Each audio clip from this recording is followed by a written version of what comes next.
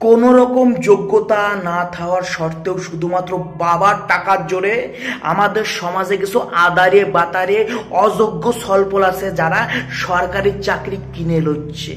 বলতেছি তোদের লজ্জা লাগে না? তোদের লজ্জা লাগে না যখন তোরা বুক উঁচু করে বলিস আই এম সার্ভিসম্যান, আমি কিন্তু সরকারি চাকরি করি? তোদের লজ্জা লাগে না? জানি আমার এই কথাগুলো অনেকের সহ্য হইব না, তাদের কাছে বিষের নাগাল লাগবে। কারণ আমাদের পশ্চিমবঙ্গের 70% ছেলেপেলে যারা রাজ্য সরকার চাকরি করে তারা কিন্তু টাকা দিয়ে চাকরি পাইছে। তোমরা পশ্চিমবঙ্গের মধ্যে থাকো, তোমরা অনেকেই আসো যারা এরকম টাকা দিয়ে চাকরি পাইছো। তোমাদের খারাপ লাগতেছে, কিন্তু কিচ্ছু করার নাই। কিছু অযোগ্য ছেলে পেলে টাকা দিয়ে অফিসার হয়ে গেছে এবং অফিসার হয়ে হ্যাঁ তারা নানান রকম উল্টো পাল্টা কাজ করতেছে।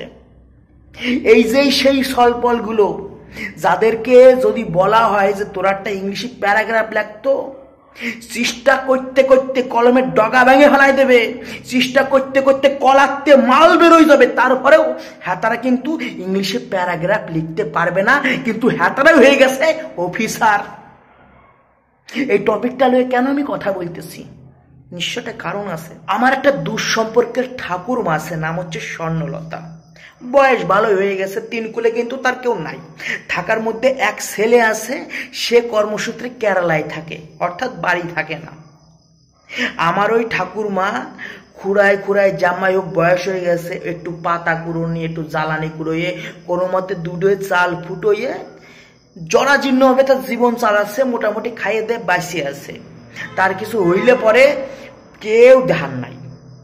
হাতে পাড়ার যে মোড়লরা থাকে, মোড়ল মানে বোঝো তো, পঞ্চায়েত মেম্বার বা হত্যা কথা, তাদেরকে বলে যে দেখ আমার একটুখানি বিধবা ভাতার ব্যবস্থা করে দে, বুড়ো হয়ে যাচ্ছি, আমার একটু যদি দুটো টাকা পয়সা পাই সরকারের তাহলে একটু ভালো হইতো।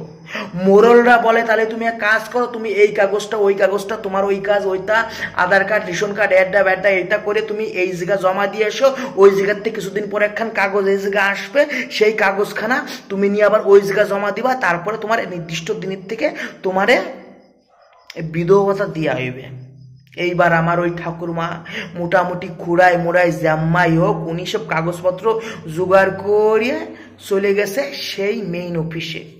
যাইয়ে যেইবে হোক কাগজখান জমা দিয়ে আইছে এবং বাড়ি এসে অপেক্ষা করতেছিল কিছুদিন ধরে যে কবে ওইখান থেকে যে কাগজখানা আসবে সেই কাগজটা নিয়ে আমি আবার অন্য জায়গায় জমা দেবো, তারপরে আমার বিধবা ভাতা আমার হাতে আসবে। তো রীতিমতন সে কাগজখানা তার বাড়িতে আসে। নাম কিন্তু স্বর্ণলতা। শয়তানের বাচ্চারা স্বর্ণলতার জায়গায় বুকির ব্যথা এই নাম লে ফাটাইছে। এইবার বোঝো ওই বয়সী একটা মহিলা যার দিনে দিন খাওয়া, এখন সেই জিনিস ঠিক করার জন্য কোথায় যাবে, কার কার কাছে যাবে, কারা করলো এইগুলো? ওইসব চুতমাইনে করেছে যাদের কোনো যোগ্যতা নাই, শুধুমাত্র টাকা দিয়ে চাকরি করে তারা অফিসার হয়ে গেছে, তারাই করছে। ভাই এরকম সচরাচর লাখ লাখ ঘটনা আছে। অনেক দিন একবার মনে আছে আমাদের পাড়ার একটা লোকের নাম হচ্ছে কি বিমানন্দ, তার নাম আইছিল গুদে গন্ধ। কারা করতেছে এগুলো? ওরা। এইসব লোকজন যখন বলে আমি কিন্তু সার্ভিসম্যান, আমি কিন্তু সরকারি চাকরি করি, মনে হয় 6টা দিয়ে 2 গলে দুটো 7টা ভাঙা শট দিই। শয়তানের বাচ্চারা, যোগ্যতা নাই, তোরা জমিতে কাজ কর, তোরা রিক্সা চালা, মানুষে এত বিভ্রান্তি ফেলার জন্য।